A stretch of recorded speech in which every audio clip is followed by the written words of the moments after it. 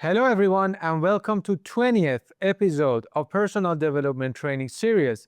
My name is Mohammad Reza Fathi and I'm a life coach. What we do in life echoes in eternity. I guarantee you that your life is going to be separated to before and after personal development training. This episode is about the reasons why we say later, why we delay our destiny, why we do not strive to become our best. The previous two episodes was about consequences of this delaying on our relationship with ourselves and our relationship with other people. This episode, we're going to talk about the reasons why we do it. So, what is hidden behind the word later? We often assume that postponing something means we are lazy, we are being just undisciplined. It is an easy conclusion to reach. If we are not taking action, we must simply lack discipline or motivation. But most of the time, procrastination is not laziness. Behind the word later, there is usually something deeper at work. There may be fear, it may be pressure, or an old experience that left a mark. There may be a chronic exhaustion or a quiet inner voice that whispers, not now. If we want to understand why we delay important decisions, we have to look at these layers carefully and honestly. Number one of the most powerful reasons people postpone actions is the fear of making an irreversible mistake. This is not the superficial fear, it is the anxiety that if we choose wrong, there will be no way back. Consider someone who wants to change careers, but hesitates for months or even years. Their thoughts are rarely simple. They sound more like this: what if I leave and I fail? What if I cannot recover financially? What if I disappoint the people who believed I should stay where I am? In many Western countries, stability often feels fragile, even when it appears secure. There are mortgages, student loans, healthcare costs, retirement plans, and family responsibilities. When obligations are heavy, risks feel expensive. So the mind chooses safety. It says, stay where you are. At least this is predictable. Over time, that temporary safety can quietly turn into permanent stagnation.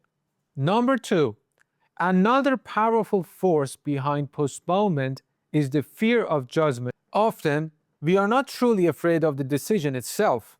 We are afraid of how others will interpret it. If you have a long-term relationship, people may ask why you didn't try harder. If you stay, they may ask why you tolerate it. If you move, someone questions your loyalty. If you stay, someone questions your ambition. Gradually, decision making begins to feel like stepping into a courtroom. Every move seems to open evaluation.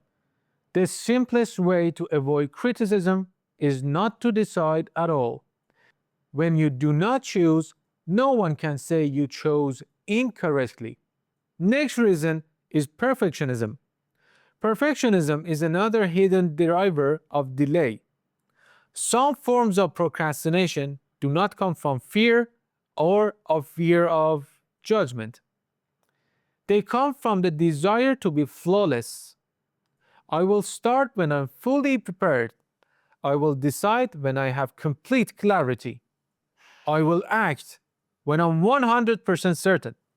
But life rarely offers 100% clarity and certainty.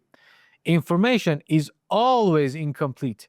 Outcomes are unpredictable, and there is always more than one variable that is unknown. If the standard is total certainty, the moment to act never arrives. And then there is also something called decision fatigue. Not every delay is rooted in fear. Some are rooted in mental exhaustion. Modern life demands constant choices: financial decisions, work decisions, decisions about health or family. Over time, the brain becomes tired. A tired mind avoids complex choices. It postpones difficult conversations and it delays major changes.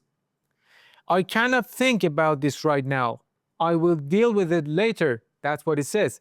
The problem is that later rarely comes in a calmer form. The issue is life does not pause to provide the perfect emotional environment. If exhaustion is the reason for postponement, waiting without restoring energy. If exhaustion is the reason for postponement, waiting without restoring energy simply extends the delay. Next reason is our past bad experiences. Past failure is another powerful influence. When we have taken a risk before and suffered for it, the mind remembers the pain. Remember what happened last time?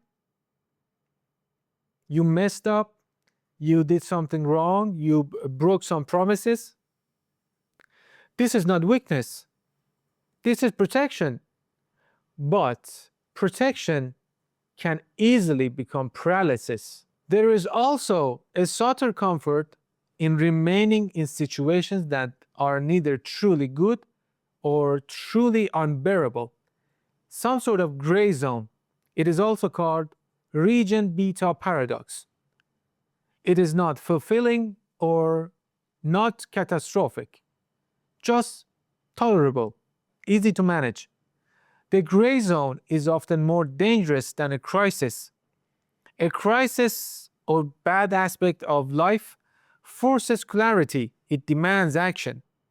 But a tolerable discomfort always allows delay. So we remain, not because we are satisfied, but because we can endure it. Another layer behind procrastination is the quiet avoidance of responsibility. Every real choice carries consequences. When we choose, we accept ownership of what follows. Responsibility can feel heavy. If I choose and the outcome is negative, I cannot blame circumstances or other people entirely. For this reason, some people unconsciously prefer letting circumstances decide. They wait to be laid off. They wait for the partner to leave. They wait for the market to shift or crash. This reduces the discomfort of saying, I chose this. But it also weakens our sense of agency. Sometimes you postpone your decision and you let circumstances decide for you, but you're also weakening your willpower. Over time, life begins to feel as if it happens to us rather than by our own free will. When we step back and look at these layers together, a different picture of procrastination emerges. So, it is rarely about laziness, it is about fear of irreversible loss, fear of judgment, perfectionism disguised as responsibility, cognitive exhaustion, memory of past pain, and attachment to tolerable discomfort. Also, avoidance of heavy responsibility. When we ignore these roots, we become frustrated with ourselves. That's when it says, be kind to yourself because you have no idea why you are not moving forward. You got to know yourself. You got to become aware of yourself. We are moving in self-awareness, right? We ask, why am I not taking action? What is wrong with me? The better question is different. What am I trying to protect myself from? Until that question is answered honestly, any productivity strategy remains superficial, like writing your to-do list or even reading a book.